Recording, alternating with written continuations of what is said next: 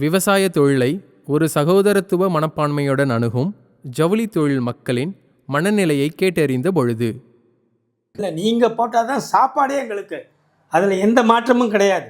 சாப்பாடு போடுறவனை கெடுத்து நாங்கள் பிழைக்கணுங்கிறதுக்காக நாங்கள் இந்த தொழிலை பண்ணல.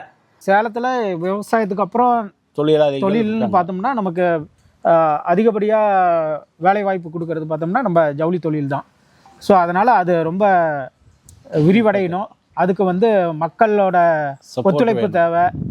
அதாவது விவசாயத்துக்கு அடுத்தபடியாக இருக்கிறது எங்கள் ஜவுளி கைத்தறி தொழில் தாங்க. இந்த தொழிலே இல்லைனாக்கா பல்லாயிரம் குடும்பங்கள் அவசரப்படுற சூழ்நிலை உண்டாயிடும். கடைங்களுக்கு போனால் வண்ண வண்ண சேலை இருந்தால் தான் இந்த பொதுமக்கள் அந்த கடைக்கு வருவாங்க. மனசுக்கு பிடிச்ச வண்ணத்தை எடுத்து உடுத்துவாங்க.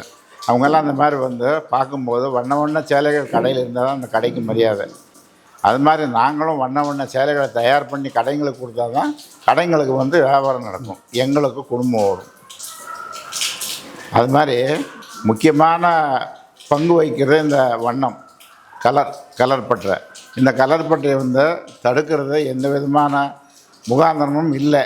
இதை யாரும் பயப்படக்கூடிய ஒரு சப்ஜெக்ட் இதில் எதுவுமே இல்லை. இப்போ ஆகையினால விவசாய பெருங்குடி மக்களோ பக்கத்து ஊருக்காரரோ யாருமே பயப்பட தேவையில்லை, அச்சப்பட தேவையில்லை. சாயப்பட்டை எங்கன்னா தான் நாங்கள் உற்பத்தி பண்ணுறவங்கலேருந்து கடைக்காரர் வரைக்கும் தொழில் பண்ண முடியும். குடும்பங்கள் இங்கே எங்கள் ஊரில் மட்டும் கிட்டத்தட்ட ஒரு 5000 குடும்பத்துக்கு மேலே இந்த தொழிலை நம்பி இருக்குதுங்க. ஆகவே தயவு பண்ணி யாரும் அந்த சுற்று வட்டார பெருமக்கள் பொதுமக்களும் விவசாய பெருங்குடி மக்களும் இந்த ப்ராஜெக்டுக்கு ஆதரவு கொடுத்து நல்லாட்சி வழங்குமாறு கேட்டுக்கொள்கிறேன். இந்த எளம்பள்ளி சைடு, பெருந்துறை சைடு, காக்காப்பாளையம் இந்த மாதிரி சைடெல்லாம் போனீங்கன்னா 4 ஏக்கரா 5 ஏக்கரா 2 ஏக்கரா 3 ஏக்கரா வச்சுட்டு இருக்கிறாங்க. அப்புறம் தனியாக தறி கொட்டாயை போட்டு தறியும் சீலை தயார் பண்ணுறாங்க, எக்ஸ்போர்ட் இதுவும் பண்ணுறாங்க. இது விவசாயத்துக்கு சம்மந்தப்பட்ட தொழில் தானே தவிர இது தனியாக ஒரு ஆபத்தான தொழிலே இல்லை.